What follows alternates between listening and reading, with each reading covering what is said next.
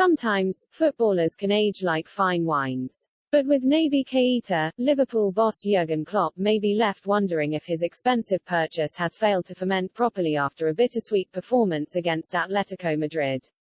The Reds blew an early 2-goal lead but came away with maximum points after beating their 10-man opponents 3-2. The Reds had been in superb form so far this season and remain unbeaten in all competitions, having won both of the Champions League matches in the group stage. Klopp's men had overcome AC Milan in the group stage opener and thrashed Porto in Portugal. But Atletico Madrid would prove to be the toughest test, having only lost one of their 41 home European ties at the Wanda Metropolitano. Atletico Madrid started in a 3-5-2, with Yannick Carrasco and Kieran Trippier on the left and right flanks as wing-backs to counteract Liverpool's front three.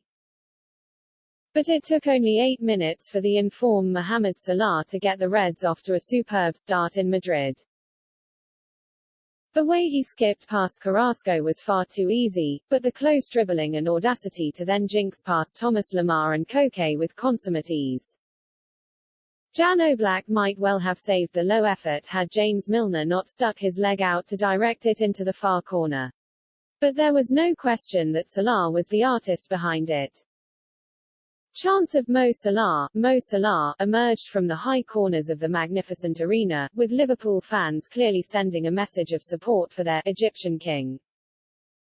It was 2-0 inside 13 minutes when Naby Keita thumped home a 20-yard volley after a poor clearance from Mario Hermoso.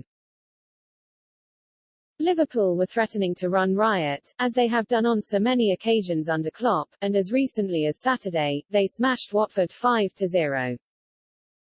But Diego Simeone's side wouldn't be giving that up without a fight. The Atletico boss made sure of it. The Argentinian could be seen waving his arms on the touchline, demanding support of his players from the stands, and they clawed their way back into the contest through Antoine Griezmann on 20 minutes. That goal changed the whole atmosphere inside a raucous arena, with the fans' deafening chants drowning out the Liverpool fans in the corner. It would take either something special or a calamitous error for Liverpool to be pegged back from 2-goal lead. In this case, it was a bit of both. If he wasn't solely at fault for the first goal, Keita could not argue with those criticizing his part in the equalizer. He was the man chasing and hassling João Felix when the forward headed towards the left touchline.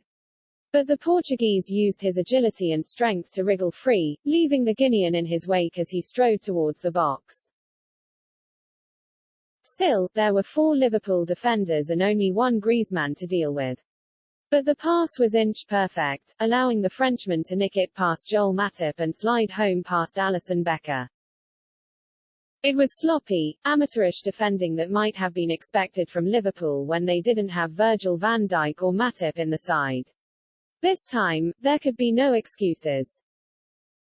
But Keita had to take his portion of the blame. He was not strong enough in the tackle to dispossess or even halt Felix, and Liverpool paid a heavy price. The pace of the game meant that the midfielders were having to zip from one box to the other constantly, and Keita clearly felt the effects. Towards the end of the half, the 26-year-old was certainly laboring and was caught in possession as Atleti launched a long ball forward to Felix. This time, Alisson was there to make the stop. Still, it was enough to show to Klopp that something needed to change. Even with Jordan Henderson and James Milner in the midfield three, there was not enough solidity to halt Atletico, who were growing more confident by the minute. The German looked to his bench and brought on Fabinho, the sturdy Brazilian holding midfielder, to bring some steel to his side. There was no surprise when it was Keita's number that appeared on the fourth official's board. Even despite his wonder strike, his overall performance simply was not up to scratch in a game where the quality was extremely high. It was a game Liverpool could perhaps afford not to win, but lose, and suddenly the shape of the group would look very different. Having already given up the 2-goal cushion, few could blame Klopp for such a change. For Keita, it will be seen as the latest blow in his Liverpool career. He should be one of the first names on the team sheet after Jorginho Wijnaldum's summer departure. And while there have been glimpses of his ability, Klopp's substitution shows there is clearly more for him to do to make it a regular occurrence.